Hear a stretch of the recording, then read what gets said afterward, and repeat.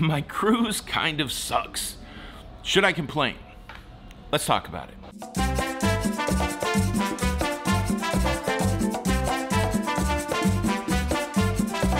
Hey, what's up everybody? Welcome back to Lido, Loca. I'm your host, Tony, and I got a topic that I've never really talked much about that's hitting me square in the face on my current cruise. What do you do when you're having a bad time on the cruise? At what point do you complain? Who do you complain to? And should you even be complaining at all? That's the topic we're going to tackle today. And the reason we're going to tackle that topic today is because I am on the inaugural sailing, the first paying passenger sailing of Royal Caribbean's Wonder of the Seas.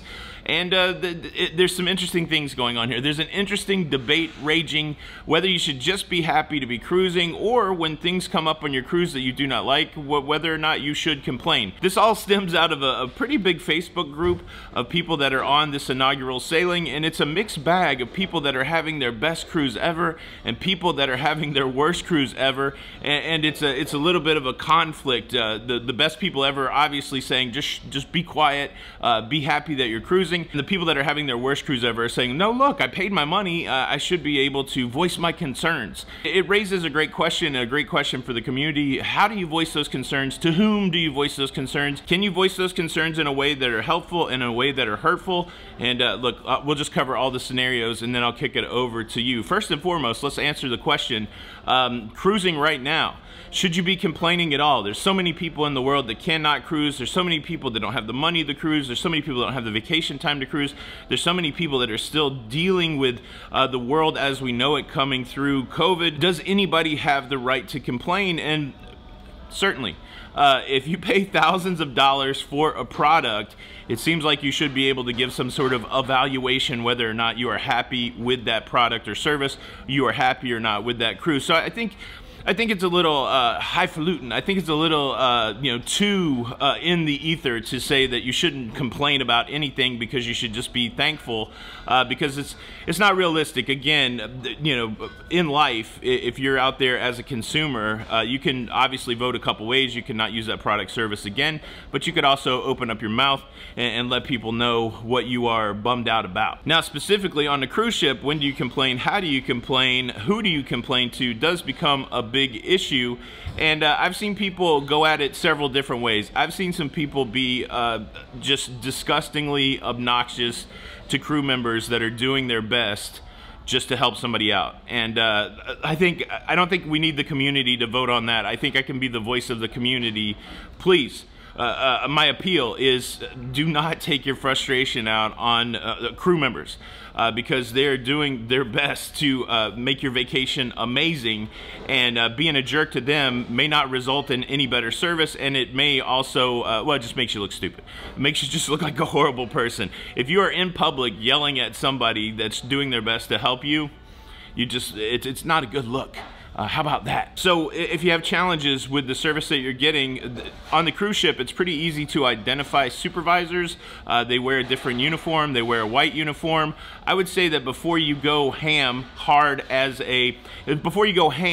on a crew member, maybe find their supervisor and have a calm conversation to try to get your service issue resolved. And of course, another place that you can go to get your service issue resolved is customer service. I think the key issue to remember is there are structures in place so that you can get satisfaction, and one of those structures is never berating another human being.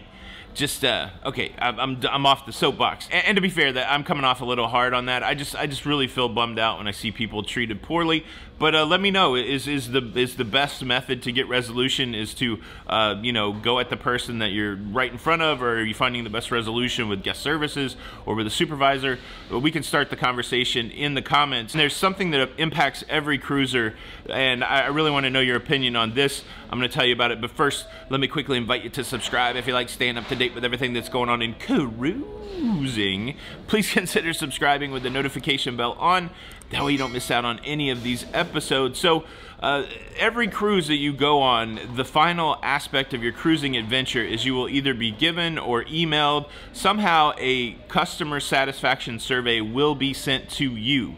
And it is on that customer satisfaction survey that you can rate your overall cruise experience, that you can highlight people that helped you out or that were exceptional in their service, or that you could highlight people that weren't exceptional in your service. And the interesting debate that I've seen is, should you resolve your issues with service before that survey? The survey is very interesting. The survey is a tool that the cruise lines use to promote crew members, possibly to give extra training to crew members. So I think the survey is one of those things that can either be a help or a hindrance to the crew members.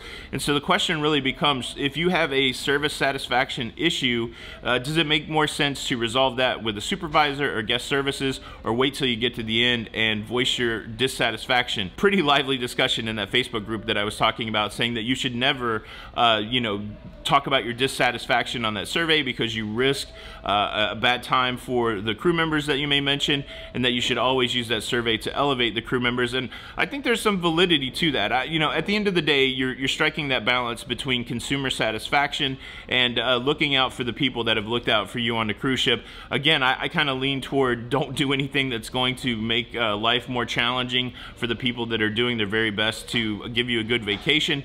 And so, but I never really considered it in those terms. So I would love to hear what you guys as a community say. Should you be using the survey to call out people, or should you only use that to elevate people? And when should you get your service issue resolved? And of course, the big philosophical debate, should you be complaining at all right now? Pack your patience, pack your grace. But look, thousands of dollars for a product and service, I think at the same time, you got to make sure that you get value for what you paid. It's tough. It's tough. A great conversation.